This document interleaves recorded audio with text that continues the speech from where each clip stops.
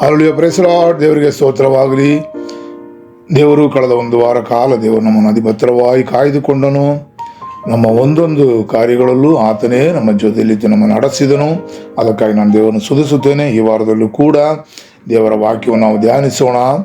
ಈ ವಾರದ ಧ್ಯಾನಕ್ಕಾಗಿ ಯೋಬನ ಪುಸ್ತಕ 5ನೇ ಅಧ್ಯಾಯ 11ನೇ ವಾಕ್ಯವನ್ನು ನಾವು ಧ್ಯಾನಿಸೋಣ. ಯೋಬು 5:11. Job chapter 5 verse 11. ಹೀನ ಸ್ಥಿತಿಯವರನ್ನು ಉನ್ನತ ಸ್ಥಿತಿಗೆ ಏರಿಸಿ ದುಗ್ಗಿಸುವವರನ್ನು ನಿರಪಾಯ ಸ್ಥಳಕ್ಕೆ ಹತ್ತಿಸುತ್ತಾನೆ. ಹಲ್ಲೆಲೂಯಾ. ಹೀನ ಸ್ಥಿತಿಯವರನ್ನು ಉನ್ನತ ಸ್ಥಿತಿಗೆ ಏರಿಸುವ ಕರ್ತನು. ಆಮೆನ್. ಹಲ್ಲೆಲೂಯಾ. ಅನೇಕ ಸಮಯ ನಮ್ಮ ಚಿಂತೆಯಲ್ಲೂ ನಮ್ಮ ಅನಿಸಿಕೆಯಲ್ಲೂ ನಾವು ಹೀಗೆ ನೆನೆಸಿಕೊಳ್ಳುತ್ತೇವೆ, ನಾವು ತುಂಬ ಹೀನ ಸ್ಥಿತಿಯಲ್ಲಿ ಆಗಿದ್ದೇನೆ, ನನ್ನನ್ನು ಎತ್ತುವರು ಯಾರೂ ಇಲ್ಲ, ನನ್ನನ್ನು ಮೇಲಕ್ಕೆ ತರುವವರು ಯಾರೂ ಇಲ್ಲ, ನನಗೆ ಸಹಾಯ ಮಾಡೋದಕ್ಕೆ ಯಾರೂ ಇಲ್ಲ ಎಂಬುದಾಗಿ ನೆನೆಸಿಕೊಂಡು ತುಂಬ ದುಃಖದಲ್ಲಿ ಆಗಿರುತ್ತೇವೆ. ಹಲ್ಲೆಲೂಯಾ. ಇವತ್ತು ಯೋಬನ ಮುಖಾಂತರ ದೇವರು ನಮಗಾಗಿ ಕೊಡುವ ಈ ವಾಗ್ದಾನದ ವಾಕ್ಯ ಇದಾಗಿದೆ: ಹೀನ ಸ್ಥಿತಿಯವರನ್ನು ಉನ್ನತ ಸ್ಥಿತಿಗೆ ಏರಿಸುವ ಕರ್ತನು. ಆಮೆನ್. ಹಲ್ಲೆಲೂಯಾ. ಯಾವುದಾದ್ರೂ ಕಾರ್ಯಗಳ ನಿಮಿತ್ತ ನಾವು ಹೀನ ಸ್ಥಿತಿಯಲ್ಲಿ ಆಗಿದ್ದೇವೆ ಎಂಬುದಾಗಿ ನೀವು ಒಂದು ವೇಳೆ ನೆನೆಸಿಕೊಂಡಿದ್ದರೆ, ಇವತ್ತು ಹಲ್ಲೆಲೂಯಾ ಕರ್ತನ ವಾಕ್ಯ ಇದಾಗಿದೆ: ನಿಮ್ಮನ್ನು ಉನ್ನತ ಸ್ಥಿತಿಗೆ ಏರಿಸುವ ಕರ್ತನಾಗಿದ್ದಾನೆ. ಹಲ್ಲೆಲೂಯಾ. ನಮ್ಮನ್ನು ಉನ್ನತ ಸ್ಥಿತಿಗೆ ಏರಿಸುವ ಕರ್ತನಾಗಿದ್ದಾನೆ. ನಮ್ಮನ್ನು ಹಲ್ಲೆಲೂಯಾ ಅವನು ಎತ್ತರಕ್ಕೆ ಏರಿಸುವ ಕರ್ತನಾಗಿದ್ದಾನೆ.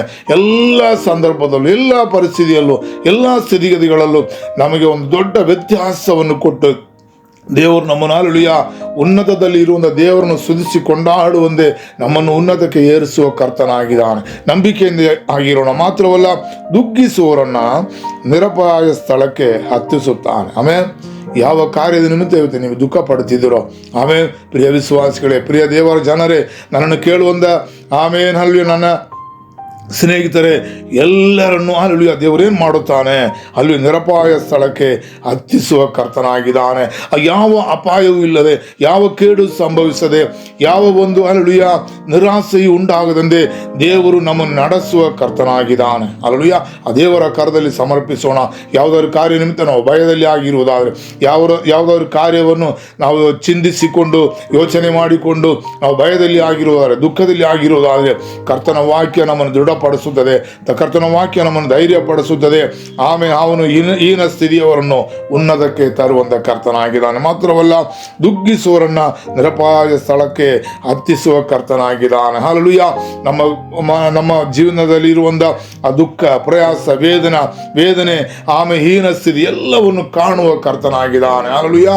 ಕರ್ತನ ನಾಮದ ಮಹಿಮೆಗಾಗಿ ನಮ್ಮನ್ನು ಆಶೀರ್ವದಿಸಿ ನಮ್ಮನ್ನು ಸಾಕ್ಷಿಗಳಾಗಿ ನಿಲ್ಲಿಸುವಂಥ ಆ ದೇವರ ಕರದಲ್ಲಿ ನಮ್ಮನ್ನು ಒಪ್ಪಿಸಿಕೊಡೋಣ. ನಮ್ಮ ಕಣ್ಣುಗಳನ್ನು ಮುಚ್ಚಿ ಪ್ರಾರ್ಥಿಸೋಣ.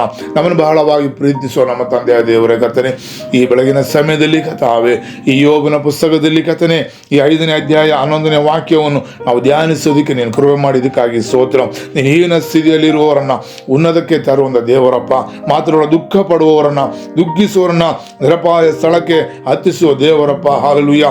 ನಮ್ಮ ಕಷ್ಟಗಳಲ್ಲಿ, ಪ್ರಯಾಸಗಳಲ್ಲಿ, ದುಃಖದಲ್ಲಿ, ವೇದನೆಯಲ್ಲಿ, ಹೀನ ಸ್ಥಿತಿಯಲ್ಲಿ ನಮ್ಮನ್ನು ಕರ್ತನೆ ಉನ್ನತಕ್ಕೆ ತಂದು ನಮ್ಮನ್ನು ನಿರಪಾಯ ಸ್ಥಳಕ್ಕೆ ಹತ್ತಿಸಿ ನಮ್ಮನ್ನು ಸಾಕ್ಷಿಗಳಾಗಿ ನಿಲ್ಲಿಸುತ್ತೆ ಎಂಬುದಾಗಿ ನಂಬಿ ನಿನ್ನ ಪಾದ ಬಿಡದಲ್ಲಿ ಒಪ್ಪಿಸಿಕೊಡ್ತೇವೆ ಕರ್ತನೆ.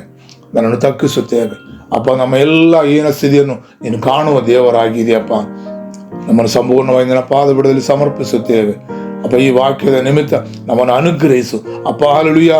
ಅನೇಕ ಜನರ ಮುಂದೆ ನಾವು ಸಾಕ್ಷಿಗಳಾಗಿ ನಿಲ್ಲುವಂತೆ ಅಪ್ಪ ಸ್ತೋತ್ರ. ನೀನು ನಮಗೆ ಸಹಾಯ ಮಾಡು. ನಮ್ಮನ್ನೇ ತುವಿ ಹೋಗಿಸು, ಅನುಗ್ರಹಿಸು. ನಮ್ಮ ಪ್ರಾರ್ಥನೆ ಕೇಳಿದಕ್ಕಾಗಿ ಸ್ತೋತ್ರ. ಯೇಸುವಿನ ನಾಮದಲ್ಲಿ ಬೇಡುತ್ತೇವೆ ತಂದೆ. Amen. Hallelujah. Praise the Lord. ದೇವರು ನಿಮ್ಮೊಬ್ಬರನ್ನು ಅನುಗ್ರಹಿಸಲಿ. ಸ್ತೋತ್ರಂ ಸ್ತೋತ್ರಂ ಸ್ತೋತ್ರ.